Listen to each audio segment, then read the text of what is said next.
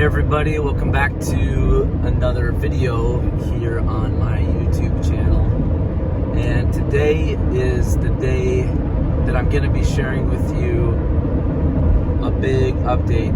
And as you can probably tell from the title, we're going to be talking about going to the bathroom while living in a camper van. Probably one of the most common questions out there. How do you go to the bathroom while living in a camper van? Well, here's the thing. There's nothing that will be unique about this video other than what I chose to do, because there's a lot of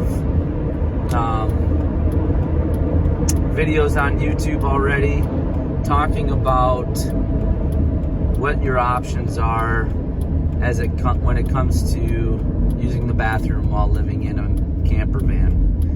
And I'm gonna show you what I ended up getting, why I got it, and maybe give you an option that you might have. I will say one of the videos that I watched on this whole topic was the one with Cheap RV Living, Bob Wells. He did a very thorough video about this, and I will leave a link in the description of this video to his video, because you may find that it's helpful and something that maybe you'll come up with a different idea than I did. But as usual, I'm out here on the back roads, country roads of rural Minnesota, and just enjoying the beautiful scenery. Looks like we might get some rain today. There's a chance of severe weather. It's 83 right now. It's pretty muggy, and so we'll see what today holds. Stay tuned. Coming down a road I've never been down before, and supposedly there's public access to the water in here, to this lake. Whoa! Holy buckets. That was some big old potholes. Oh, another one. It's an adventure, people. Not sure my van is made for those kind of potholes. But yeah, there's supposedly some water access down here. Although, not quite sure where. There's an address there, which seems kind of unusual. Looks like maybe it just turns around either way.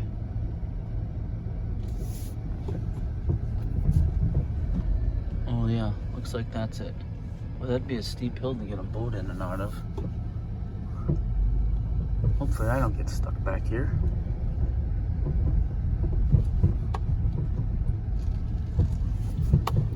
And hopefully I'm not trespassing.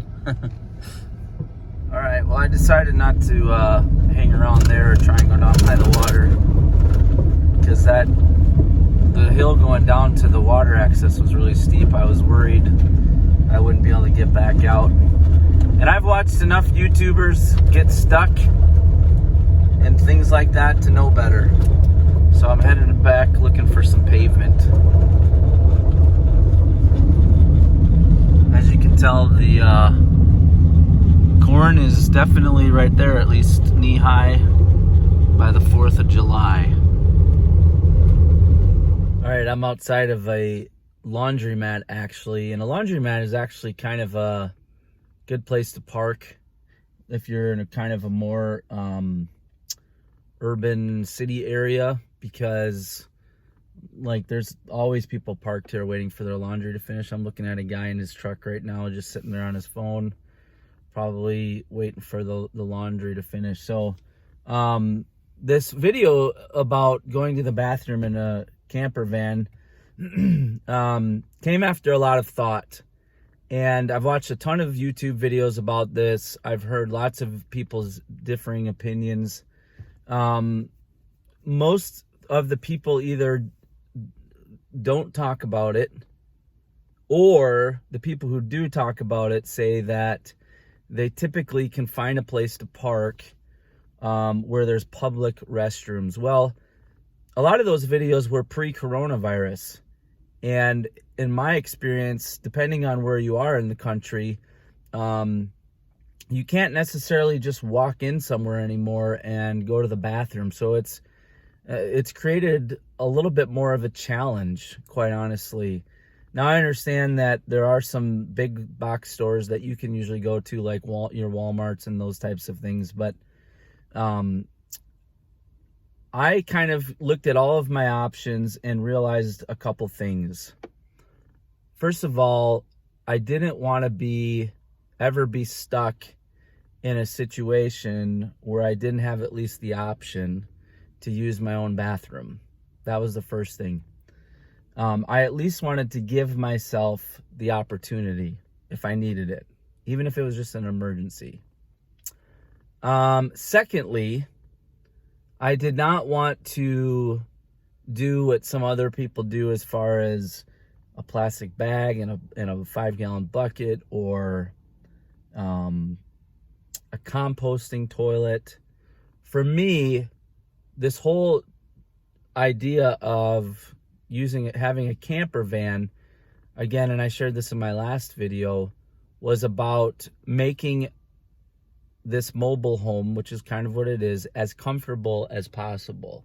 In other words, in an inexpensive way, giving myself the same comforts that I have at home. And really, one of my biggest challenges right now is that it's so hot. I shared it was in the 80s, that if I don't have the truck or the van running, I should say, there's no air conditioning. The other night when I slept in the van, I waited till the sun went down so it was dark, and I basically cranked the air in the back area for about 10 or 15 minutes, got it really cooled off, and because the sun had gone down, it stayed pretty cool throughout the night. Now, in Minnesota, that obviously is a short-term problem for me because the heat doesn't last very long, and there's even many nights in the summer where it's very comfortable to camp in. So I wanted to have an option. I didn't ever want to be stuck, even if it was an emergency. Secondly, I did not want to use a composting toilet or a paper bag and a bucket or anything like that. So I'm going to show you what I decided to get in order to have the comforts of home, or as close to it, in the camper van. And so I'm going to jump in back and show you what I got. All right, guys. So here it is. I got a flushable toilet. And so far, I'm pretty happy with it. So some of you probably wonder what the model is or where I got it, but I can leave that a link to that as well in the video description below. But basically, this is not a, some of them are electronic, so you can put batteries in it and flush. This just has a pump. So basically, what you have here is, this is the reservoir that you fill with water. And so the water goes in there and you can fill it up.